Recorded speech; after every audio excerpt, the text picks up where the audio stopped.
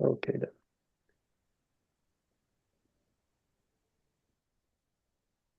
You hear me? Good morning. Good morning. Good morning. Good morning. How are you doing? Fine, thank you. On a Saturday, I like my Saturdays because I meet you all. Very nice. Very nice. Munir and Charles, as I'm in a hotel, I will put you guys as a co-host just in case, because internet may fail. All right. Okay. So it is our time. It's a wonderful Saturday, 1st of February, 2025. And we're going to have another great opportunity to be here, sharing our thoughts and presences. So let's do a quick prayer. Father Almighty, Master Jesus, thank you for the opportunity I've been given, in particular to this one, to be together amongst friends, studying Kardac's mediumship instructions and experiences, and also being able to share the little we know and learn with our friends. Be with us through this humble exercise today and always. So be it. So be Let me share the book with you all. As of course, as ever, I'm having a hard time with Acrobat. So I need to go back to Acrobat, open here, click here, and hopefully to work this time. Share. Yes, you will.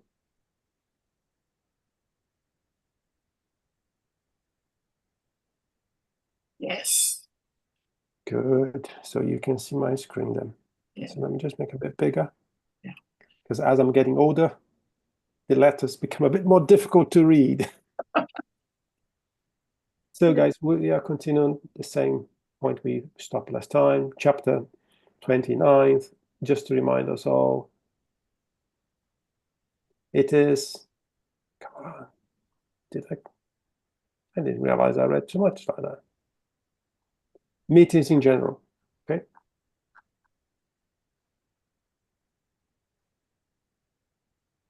That's it. All mediums who sincerely do not want to become instruments of lies should take to serious meetings the communications they have obtained in private, and should accept and even ask for critical examination of them.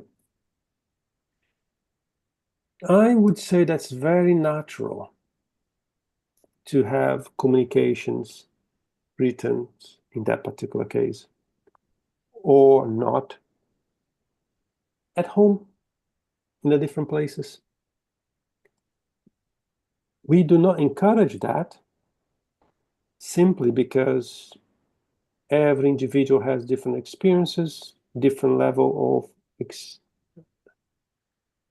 of exposure, and we don't want people to feel like doing something at home without being protected or having the required safety. But there's a lot of people that try to forbid that practice based in human perception, I would say. Here, Kardec is not forbidding anyone. He's just telling that if you do have messages at home, for example, bring it to a place where you can talk about it, where you can discuss it, where you can analyze with people with a bit more experience, perhaps, than yourself. Reason being that we could be, yes, indeed, channeling, as people say, good spirits, but perhaps we could also be channeling not so good spirits. And as ever, they are human beings like we are, and they may have different interests. They may are trying to do something that you may not be able to perceive by yourself, and perhaps someone with a bit more experience will be able to help you. Just to give you an idea, recently, even in our mediumship meetings, one of the participants, our virtual mediumship meeting, one of the participants had 2 psychography and asked, can you review them? Yes. One of them, go for it. Share it with the group. The other one has said, no, do not share it. Why you said that? For a simple reason. Regardless that was using nice words, positive thoughts, there was a very small sentence among the whole letter that was encouraging despair, encouraging fear.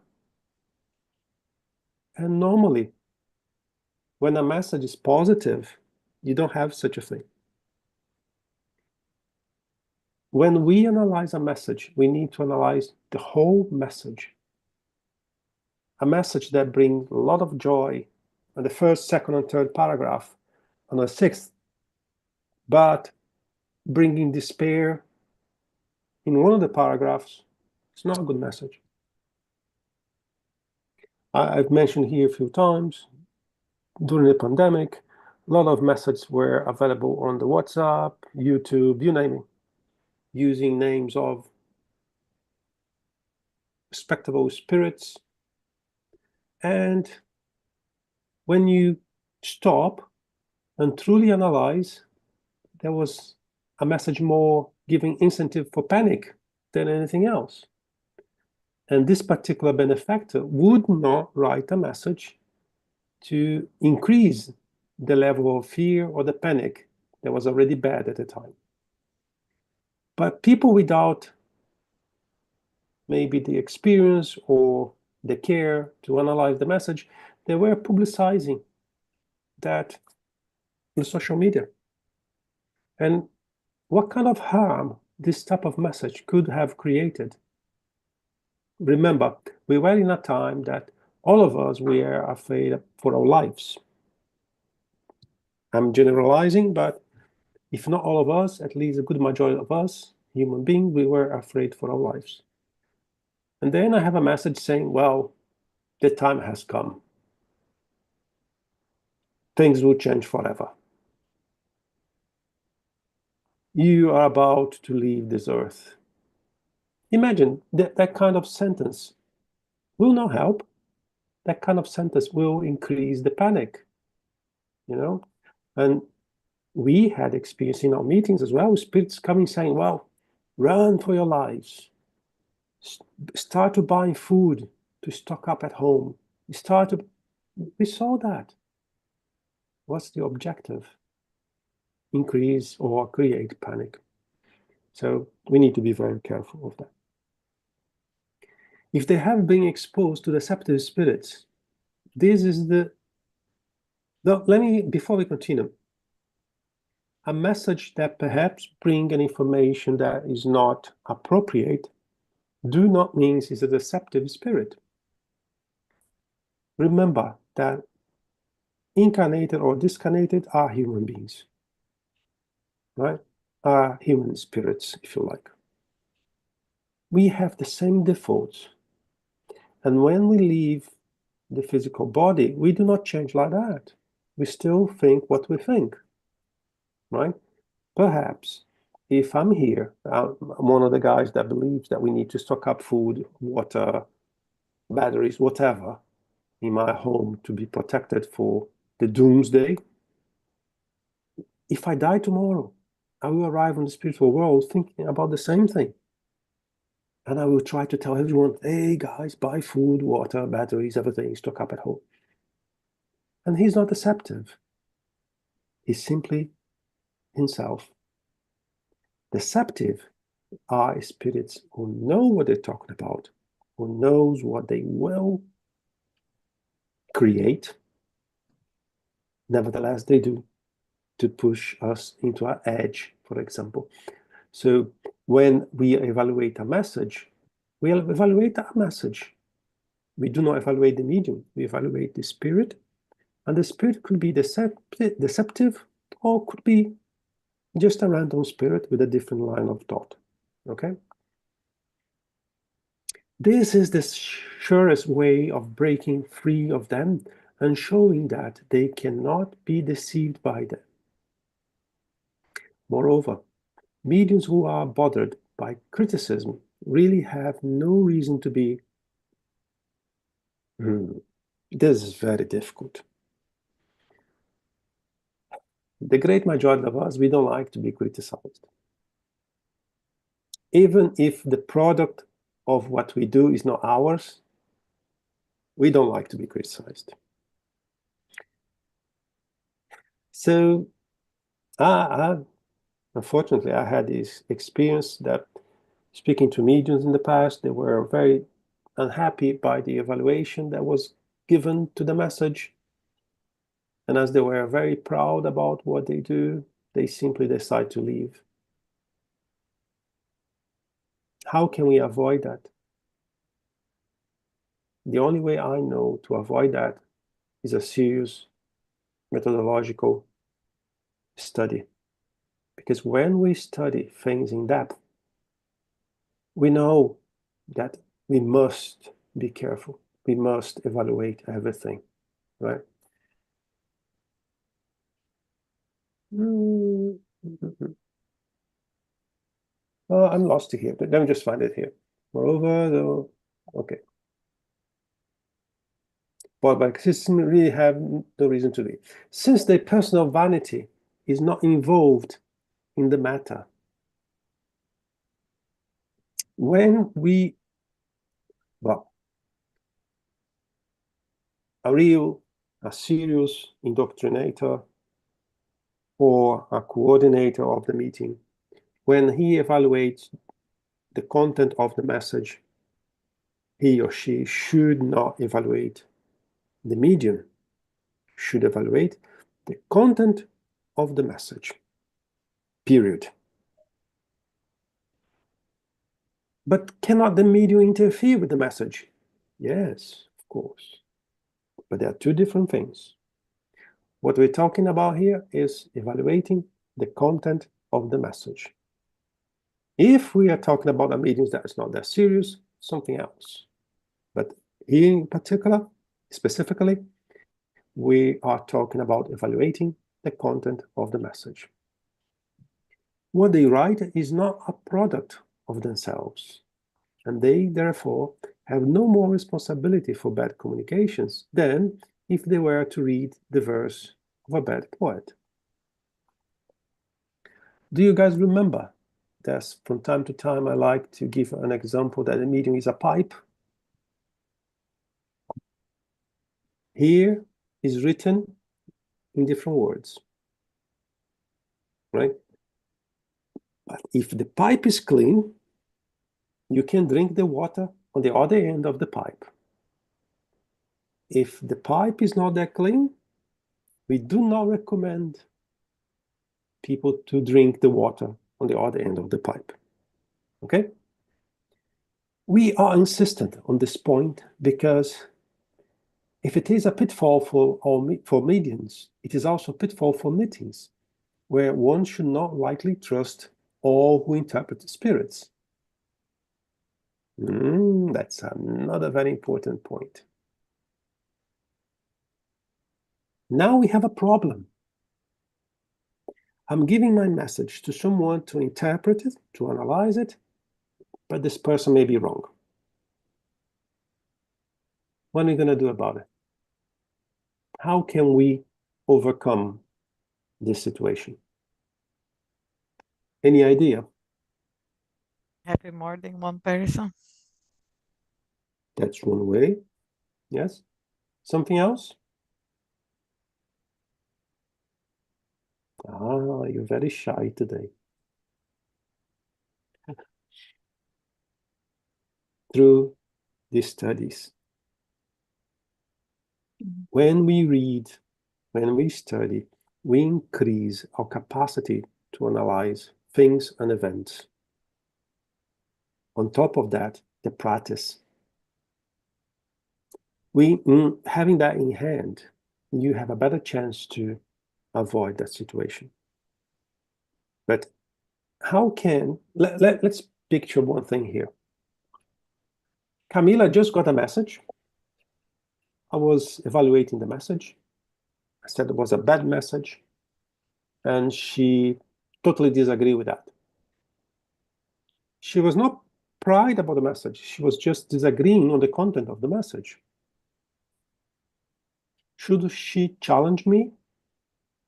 Of course, yes. But how should she challenge me? With a good basis. Well, Kardec says that here on the review spirit, that particular year, there's this event that's exactly the same as the one we had, bringing the same content-ish. Well, the medium X also speak about that.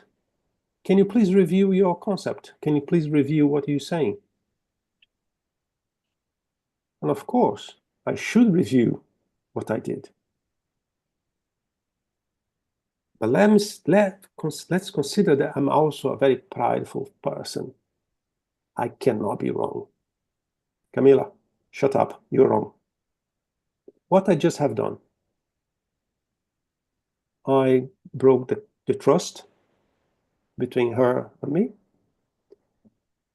I'm giving an opportunity to the spirits who want to create problems, to create more situations like that, and that will increase. And I'm demonstrating that I'm not studying enough.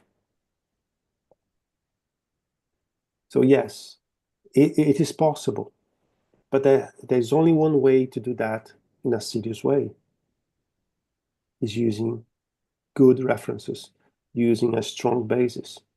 And that's only one way I know we can get that thing, is studying, is reading. Unfortunately, a lot of people don't like to do this. They like to be like, I think. No. In situations like that, you should not think. You should bring something to have a healthy discussion. And a healthy discussion means you bringing data, you bringing information, you bringing references. That is the way I would do it. You also lose a great opportunity to learn and to grow because Camila knows everything. Of course. The participation of obsessed or fascinated mediums in meetings would be more harmful than beneficial. They should not even be admitted.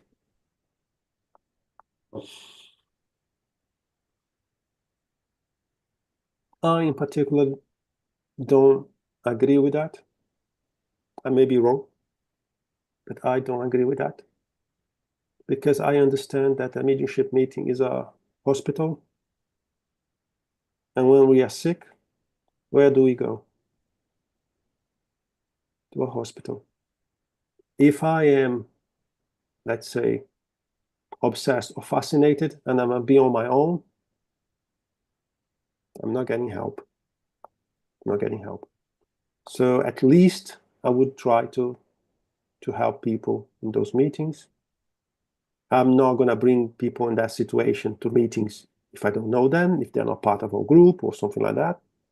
But if one of our members becomes in one of those two situations, I will never tell them not to come. Two reasons. One, I think we can help them in our meetings. Second reason, I cannot bring that responsibility on my shoulders because perhaps the only way they have to be helped in this meeting and I'm pushed them away. I cannot bring that on me. I cannot create more enemies than I already have created over the incarnations. So I wouldn't do this. Sorry, Kardec, but I won't do it. And another thing validates what I'm saying. There are lots of meetings, serious, well organized, by very serious spiritist centers I know, that they bring obsessed people into the meetings to treat them with very good results, right? Perhaps at the time that the book was written was one scenario, but Kardec himself told us that things would and will evolve constantly. And perhaps this is one of the things. Okay? Question: when they say obsessed or fascinated, right? Fascinated is the medium that he is receiving, has some bad spirit, like you said, and like he's fascinated by the spirit, right? Doesn't he? Strange to believe. Obsessed could be any kind of obsession, or I would leave obsessed medium as any kind of obsession.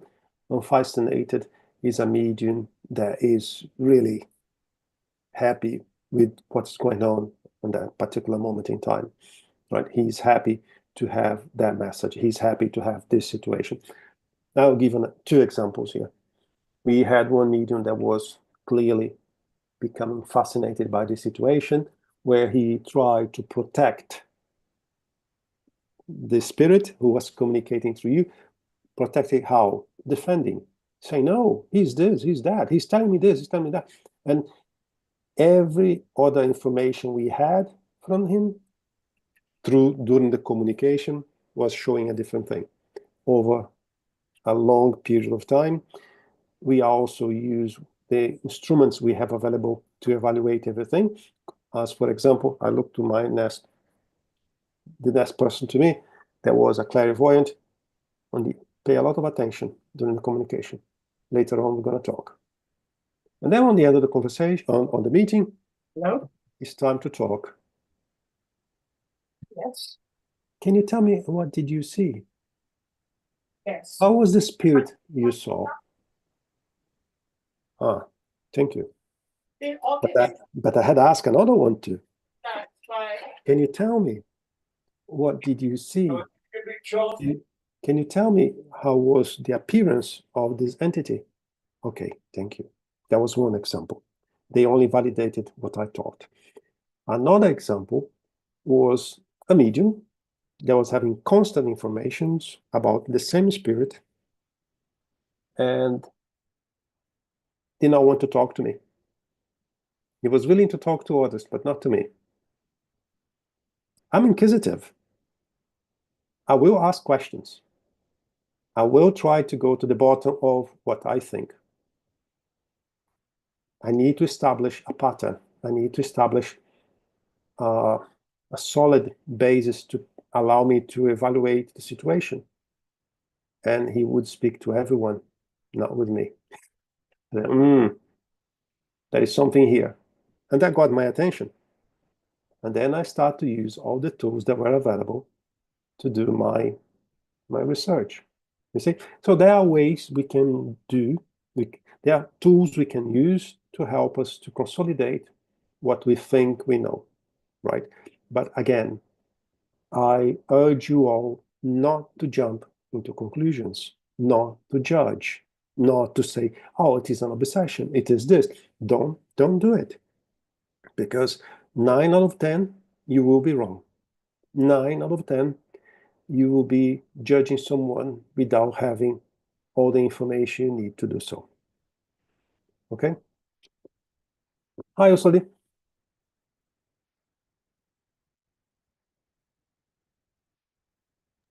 It's good morning. I'm sorry, but I am later now today, and I would like to say about that yesterday, just yesterday, and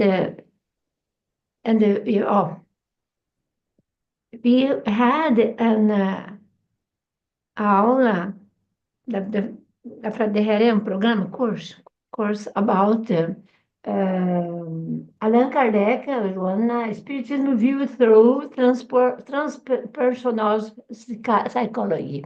Very, very interesting. I mean that because there yesterday just that's told about animism. And why animism is not nothing somewhere, this is animism. No, no, no. But here now is about a medium they are obsidiarade. Yeah, they had a nut. Oh, sorry. This is another thing. And I think it is a charity to the in the study. I didn't say dialogue. They don't talk about. They talk to spirit, to the medium. And they need he who needed to first have one kind of spiritual help instead at be there in their day. I think the medium by self must your the do an analyze deeply himself, situation, the last time situation, or maybe family situation, something. But because they can attract us, obsessors. It's happening, we know that. So I think and interesting because people can talk can study that. This is very good program too because they go deep in the psychology phase. Spirits book. This study is about the spirits book. No, that is part two. So the chapter or the nine, the intervention. And I think uh, Guilherme, it's something very good for understand better what really happens or why medium can be obsidiada. Very good. Note something. Thank Okay, you. very good. Thank you. We believe that we have already discussed the matter enough to show how participants at the meeting can avoid being deceived as to the characteristics of obsession, even if the mediums are not capable of recognizing it by themselves. The great majority of experience I had, the medium is not able to recognize by himself or herself. Okay. One of the most obvious is undoubtedly the pretensions of being the only one who are right while all the others are not.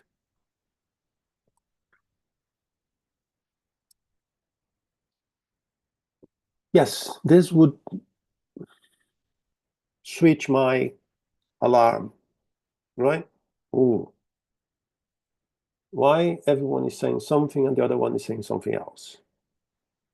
This would trigger my alarm. But that's not necessarily true.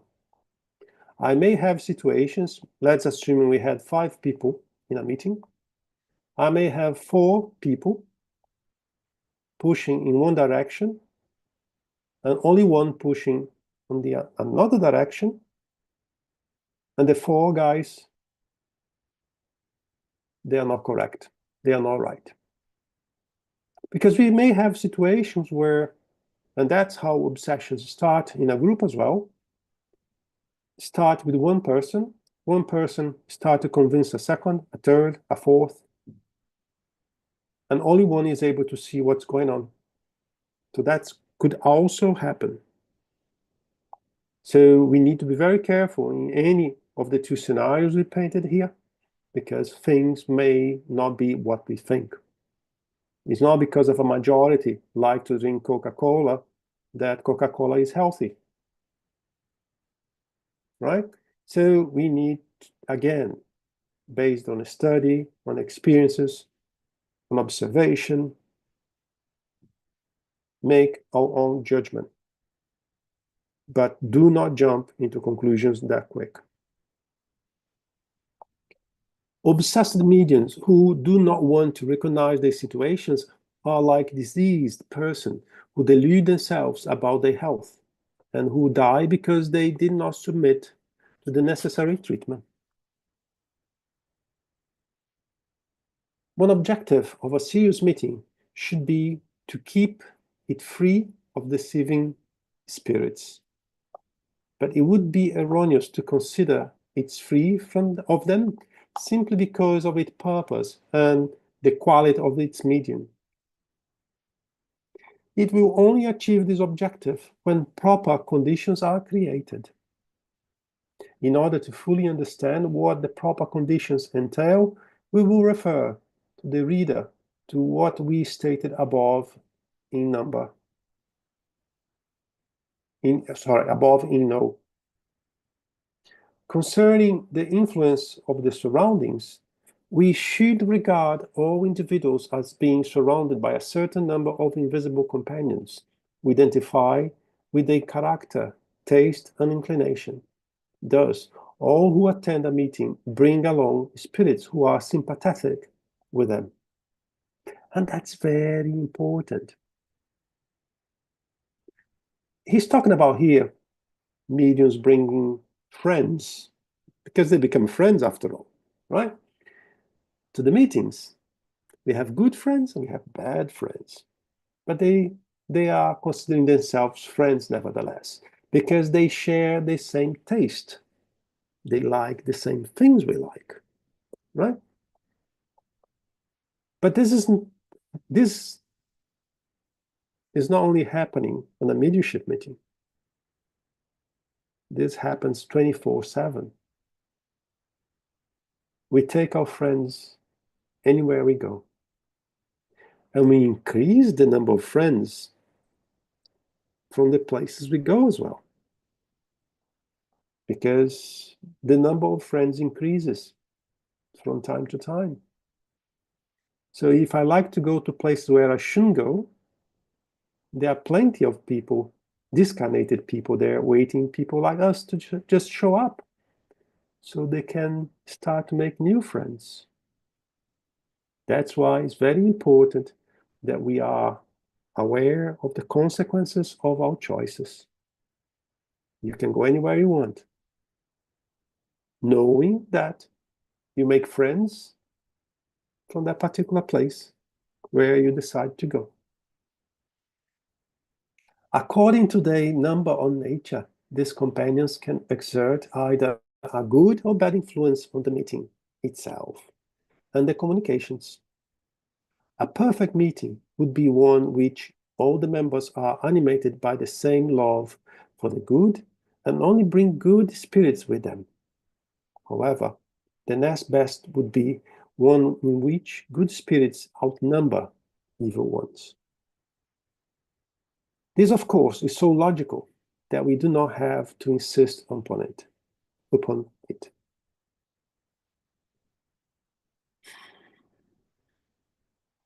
I don't want to be repeating myself here, but I think is important too.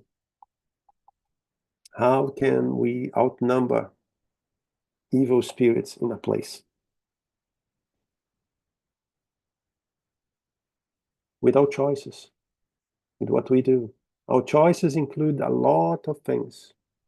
What I eat, what I drink, what I say, where I go, what I do. But it's not just what you do, it's what you don't do. We are far, far from being perfect,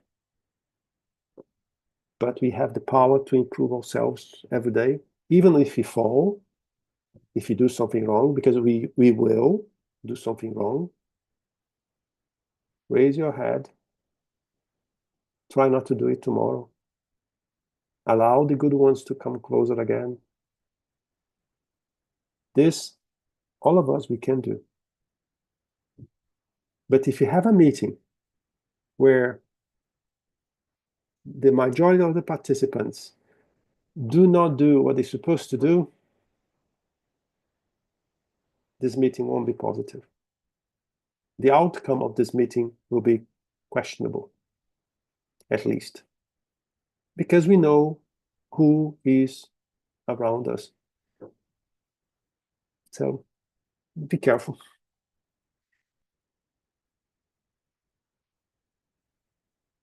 A meeting is a collective being whose qualities and properties are the sum of all its members, forming a sort of cluster. And this cluster will be stronger the more homogeneous it is. Majority of people are only familiar with the meeting they used to go, because the majority of people, they think going in a meeting once a month or once a week is already sufficient. And there is also people that preach that we shouldn't go to more than one meeting because of a lot of Mickey Mouse things people create. But practices show us that work in his name 1 time a week is good, 2 times a week, twice a week is better, 3 times a week is even better. So if you hear someone saying, oh, you should only go to one meeting in this center because you are having the fluid here, you having the practice shows otherwise. All right. So we have to be,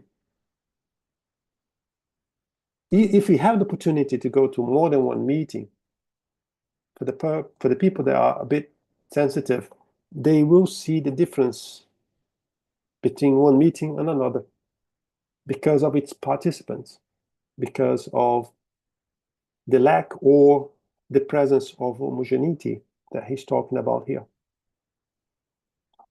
So this is, it's very interesting. Every meeting is different. And what is different in the meeting? The participants, mainly. Okay? If one fully understands what was stated in the number 282, question 5, concerning the manner of which spirits are informed when we call to them, it will be easy to understand the associative power of its participant thoughts. Let's paint a picture here. We have a meeting that everybody like one another, everybody respect one another, and everybody do what they're supposed to do as a medium on the day-to-day basis. And then we have another meeting where Camila does not like me, I don't like Leta don't like Eusoli, but they are there because they think it's their duty to be on that place. Do you think you're going to have the same environment? Do you think you're going to have the same vibration? Do you think you're going to have only good spirits over there? No, not at all. If a spirit is in any way struck by thought, as we are by a voice, then 20 individuals united with the same intent will obviously have more power than only one. However, in order for, I have another thing coming to my mind here. Let's assume that the orientator, the indoctrinator is having a conversation with the spirit, and one of the participants of the meeting, he's not going to break this one. He will not succeed to help. Look at him. He thinks he can do everything. But this one, you won't win. The person starts to laugh when something does not work as it's supposed to. What do you think is happening? We are sending thoughts that are contrary to what we're supposed to help the spirit. Regardless of what you think about the person who is talking, about the medium, you're supposed to be sending love to help the communicant spirit. It does happen, okay? So we need to be careful. Hi, Ursula.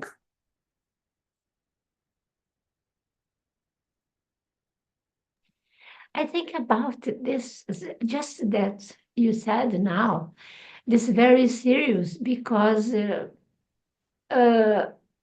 me too.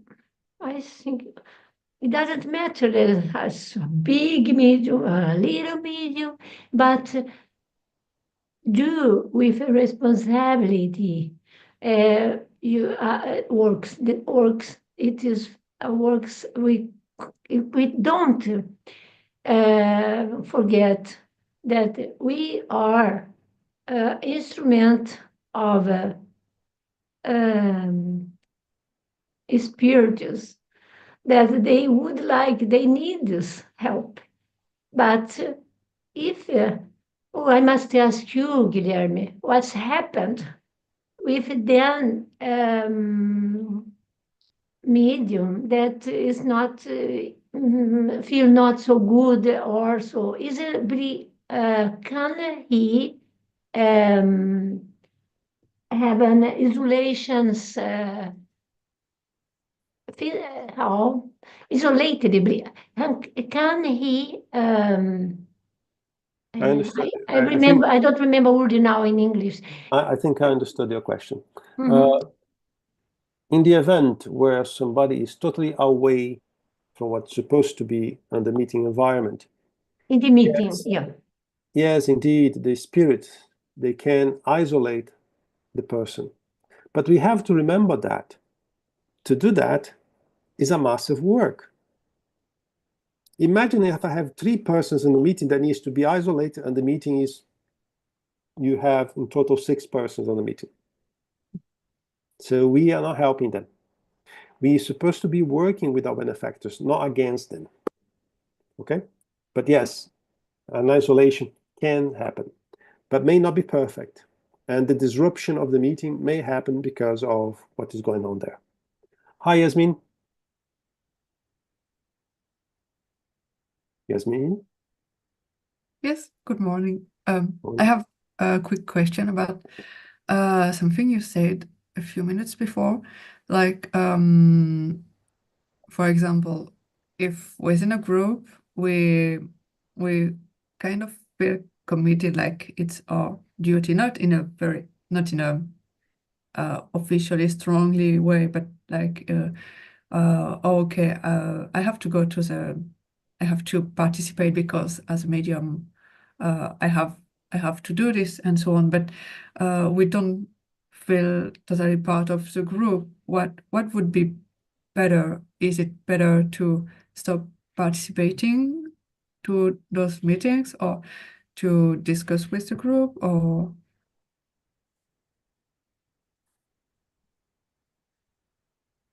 I'm thinking about what kind of answer I'm going to give, because we may have people facing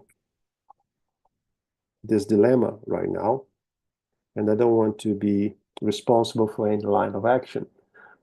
But if we are facing a situation where I don't feel part of the group, because basically is what you're describing to me, I'm not feeling part of the group. Perhaps you're not part of this group. Perhaps you should endeavor to find a group that you fit better. But I also know that things like that happen naturally, right? What I would not recommend a medium is to stop working. A medium that stopped working, he become accessible to what he do not want. He become fragile, if I may say, to the action of not that good spirits. So I will not recommend a medium to stop working. But if you go into a place where you feel totally, this is not my place, I'm not feeling well here, I'm not part of this group, no one's understand me, or I don't understand anyone, first I would analyze, why is that?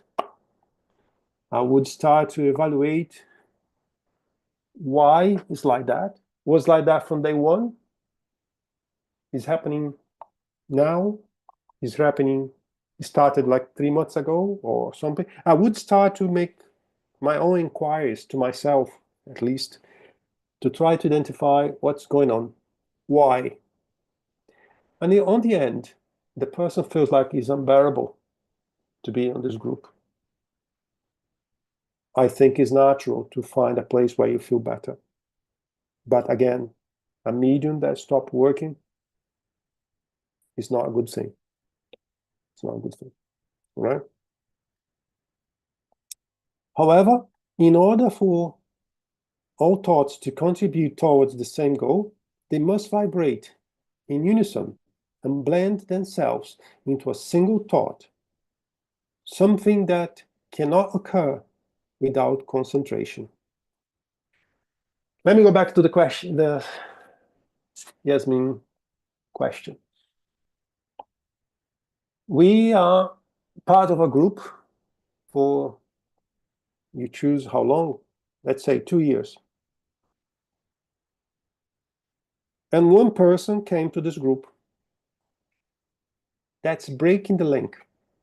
That's steering the pot so much that it's no longer the same group anymore. And I feel uncomfortable. That could be a result of someone new coming to the group. My experiences shows to me that if the person is not a member of this group, he or she will leave eventually. But we have to understand that when someone, let's say an outsider, come to a meeting, he's maybe coming to bring some different experiences, or he's coming to get different experiences. So in an event where someone new come to a group, stay with the group, and 1 year, 2 years later, or even less, decide to go, it's not the end of the world, because possibly he or she came to be in contact with this group to learn something that will allow he or she to do something else next, right? Imagine if we had only one spiritist center where everybody was friend. We all started together when we were 18 years old. Now we are 98 years old. We are about to die, and we never allowed anyone to get closer, because we want to keep that relationship, those ties, right? When the group that's reaching like 100 years old decide return to the spiritual world, that's it. That's the end. The meeting's over, because we were so closed to anything around it that we did not allow anyone to get closer. You may do not have that experiences. You may have different experiences, but in some places, when people start to argue, people start to be unhappy with one another, people start to leave, they leave to create another group. Thanks to those movements, sometimes the spiritism is growing or can grow, because guys, I had enough of you here, right? I cannot keep up with you guys anymore. I'm with you guys for a couple of years. That's it for me. I'm leaving. It's my choice.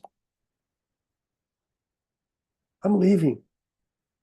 But in 2 months' time, I will start the same thing again with a different group. And perhaps in 3 years' time, I will come to the same point where I said, I had enough again. Guys, you continue what you're doing. I'm going elsewhere. And I will start a third group. What am I doing? I'm also multiplying. If Kardec has kept everything just in Paris, just with the group that he had, we will have what we have here today. So we need to take all of this on board when we make this type of evaluation. Let me go back to the book. However, in order for our thoughts to contribute towards the same goal, they must vibrate unison and blend themselves into a single thought, something that cannot occur without concentration. How many people we see on the mediumship meeting, presential or virtual, that they are like that?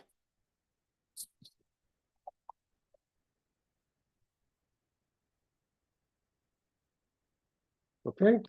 Or it's like that, paying attention on what the other one is talking when it's not my time. Is this concentration?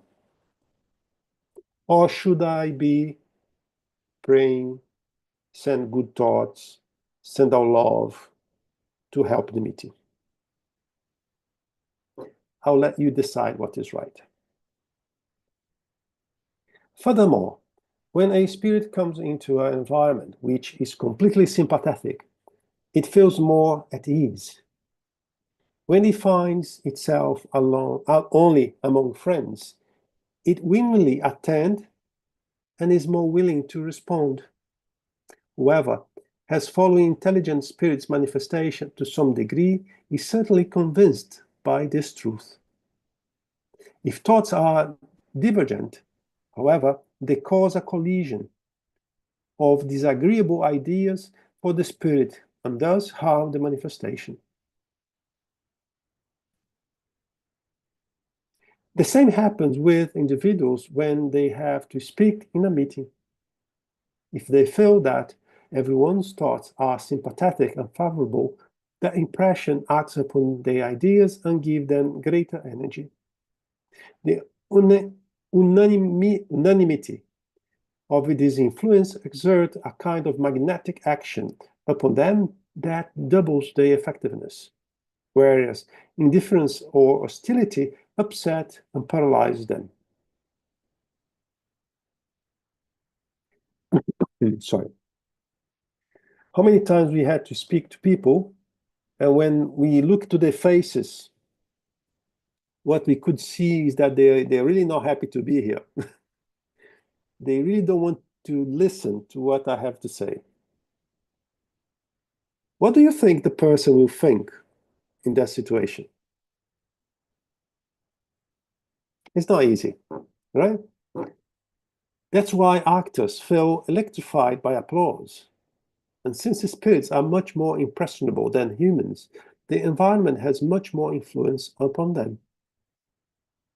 Every spiritist meeting should try to be as homogeneous as possible. Of course, we are referring to meetings that desire to obtain serious and truly useful results. However, if they simply want to obtain any communication whatsoever, regardless of quality, all these precautions are obviously unnecessary. But then they should not decrease the quality of the product.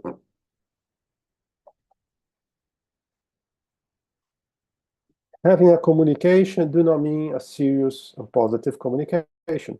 So if you want to have a serious communication, you need to do your homework.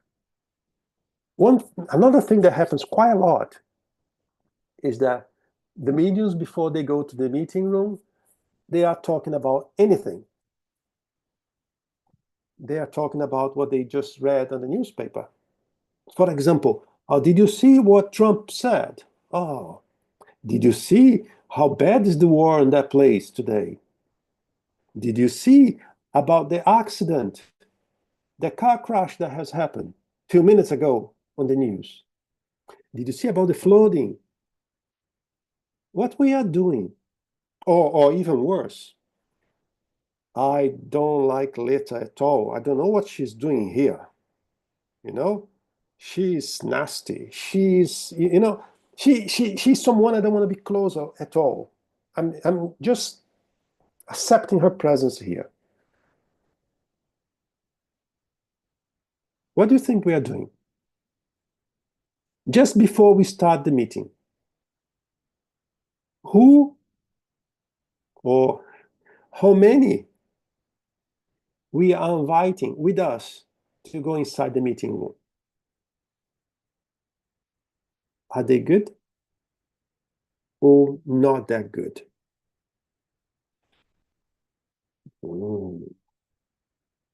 Many people ignore that. Also, on the end of the meeting, what should we do at the end of the meeting? We should disconnect from the meeting. We should not be thinking about the meeting. Because as we all know already,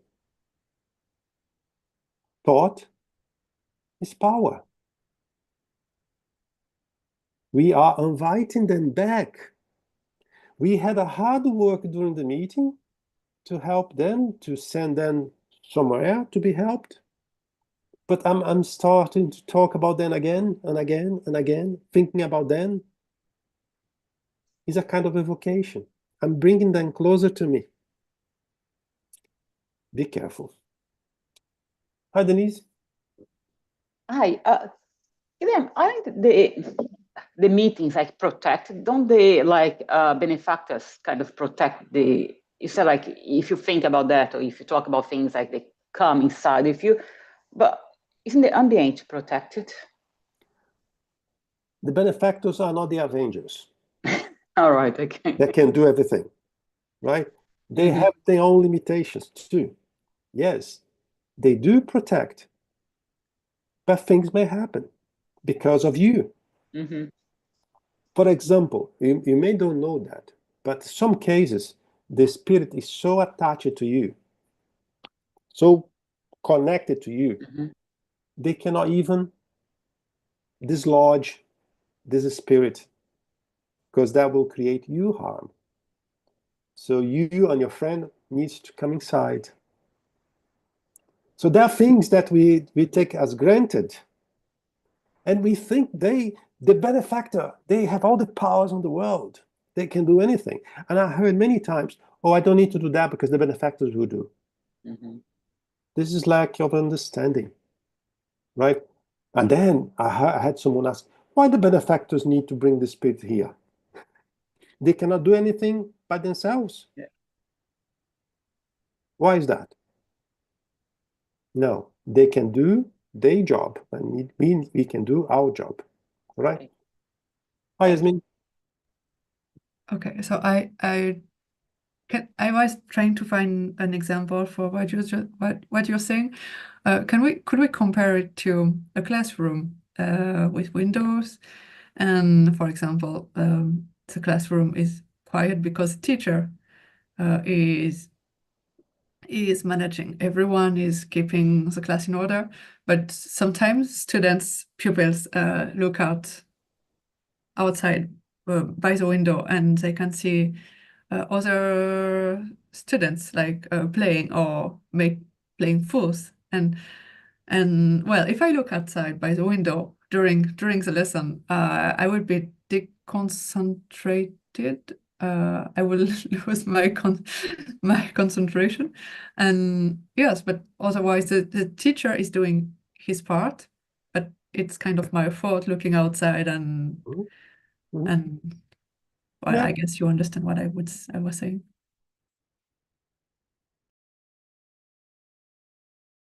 We have to remember that a meeting, and more in particular, a mediumship meeting, is a live organism. And for the coordinator of the meeting, if he's sensitive enough, if he does have experience enough, he's able to tell that the meeting today is not good. The people is not here. We can even feel who is not contributing for the good success of the meeting. Because, as I said, we are a single organism. We are one helping another. And when it's like a chain, right? If one link of the chain is broken, we can feel it. Hi, Liz. Hi. I think we can also apply that in our real life where you have a community, say like an intentional community. Everybody needs to be on the same page. Yeah, they have to have the same aim. They have to have the same goal. Otherwise, as it says here, you don't get so many purposeful and good results from the meeting. You know, you need to be in alignment. Totally. You are totally right. Saying that, I'm happy to pass the microphone to my friend Rafael. Thank you, guys. Hello, everyone. Don't know if you missed me last week, but I missed you last week. So, as usual, we're doing our moment of vibration.